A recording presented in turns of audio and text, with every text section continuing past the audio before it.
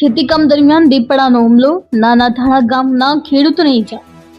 આજરોજ તારીખ 5 ફેબ્રુઆરી 2026ના રોજ બપોરના 12 વાગ્યાના આસપાસ તળાજા તાલુકાના નાના ધાણા ગામની વાડીએ ખેતીકામ કરતા ખેડૂત હરજીભાઈ નાનજીભાઈ રાઠોડ ઉપર અચાનક દીપડાએ હુમલો કર્યો હતો. દીપડાના હુમલામાં ખેડૂતને હાથ અને પગના ભાગે ઈજાઓ પહોંચી હોવાનું જાણવા મળ્યું છે. ઘટના બનતાની સાથે જ આસપાસના ખેડૂતોએ શોરબકોર કરતા દીપડો જંગલ તરફ નાસી ગયો હતો.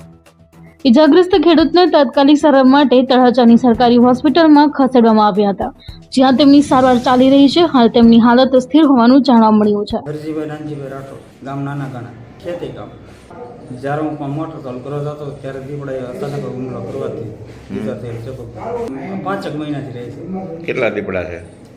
દીપડો બીજો જોયો છે. એ પેલા એક મોટો દીપડો હતો, આ એક નાનો બાળેટો છે. અચ્છા. બીજા કોઈને કઈ ઈજાઓ કરી છે? બીજા કોઈની ઈજા કઈ ક્યારેય કરેલ નથી. એના પહેલો બનાવ મારી ઉપર કરેલ છે.